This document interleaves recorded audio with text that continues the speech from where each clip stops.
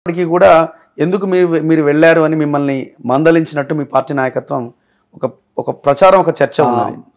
అది కరెక్ట్ కాదు రావు గారు. మా పార్టీ బెంజీ మాయావతి గారు మొదట్లోనే మేము అసెంబ్లీ ఎలక్షన్లలో కానీ పార్లమెంట్ ఎలక్షన్లో కానీ మేము ఒంటరిగానే పోతాం, ఏ కూటమితో కూడా కలవము.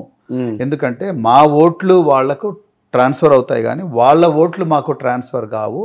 ఇది మా ప్రస్థానంలో మేము నేర్చుకున్న విషయం అని వారు చాలా స్పష్టంగా చెప్పడం జరిగింది. సో కాంగ్రెస్ వాళ్ళు మాతో పొత్తుకు అడిగిన మాట వాస్తవం. ఏది అసెంబ్లీ ఎలక్షన్స్ అప్పుడు వాళ్ళు ఎన్ని సీట్లు వాళ్ళు ఇస్తామన్నారు, మేము ఎన్ని సీట్లు అడిగాము అనేది అది ఇక్కడ చర్చ అనవసరంగా నేను వాళ్ళకి ఒకటే చెప్పాను. కాంగ్రెస్ వాళ్ళు అడిగినప్పుడు మీది నేషనల్ పార్టీ, మాది నేషనల్ పార్టీ, మీకు ఏమైనా మాతో పొత్తు పెట్టుకోవాలని ఉంటే దయచేసి మీరు మా నేషనల్ ప్రెసిడెంట్ బెంజీ మాయావతి గారు ఉన్నారు, వారిని అడగండి. వారిని అడిగి వారితో గ్రీన్ సిగ్నల్ తెచ్చుకోండి. I have no problem. నేను నేషనల్ పార్టీలో ఒక రాష్ట్రానికి అధ్యక్షుడిగా ఉన్నప్పుడు నా ఓన్ నిర్ణయం తీసుకోలేను.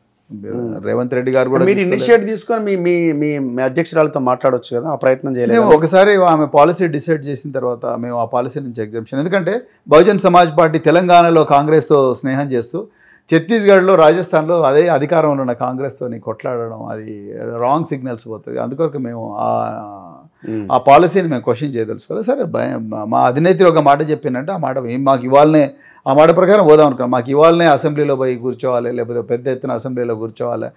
మేము అంటే బహుజన్ సమాజ్ పార్టీ మీరు ఒకటి చూడాల్సింది ఏంటంటే ఇది ఒక సామాజిక మార్పు కోసం చేయబడుతున్న ఉద్యమం గత 40 సంవత్సరాల నుంచి. అందులో ఎన్నికలు ఒక మజిలీ. ఎన్నికల్లో గెలిస్తేనే పార్టీ ఉంటుంది, ఎన్నికల్లో లేకపోతే ఉండదు అనే ఒక అదేం కాదని నేను అనుకుంటున్నాను. నేను అందుకొరకే ఈ పార్టీలోకి వచ్చాను. అంటే ఇట్స్ ఎ కంటిన్యూస్ మూమెంట్.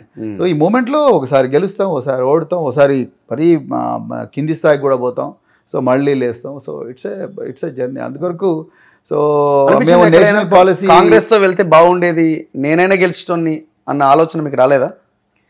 ఆ ఆలోచన ఉన్నప్పటికీ కూడా మేము ఒక విధానాన్ని కట్టుబడి ఉన్నాం, కానీ అందుకొరకే మేము ఆ విధానం దాటదలుచుకోలేదు. ఎందుకంటే నేను అసెంబ్లీలో ఉండేవాళ్ళు, అసెంబ్లీ బయట ఉన్నా నా వాయిస్ అంతే ఉంటుంది, అసెంబ్లీ లోపల అంతే ఉంటుంది. అసెంబ్లీలో ఉన్నవాళ్ళు ఏదో గొప్పగా చేస్తున్నారు, అసెంబ్లీలో లేని, ఇప్పుడు మీరు అసెంబ్లీలో లేరు, అయినా మీరు తెలంగాణ గొంతు కాలేదా?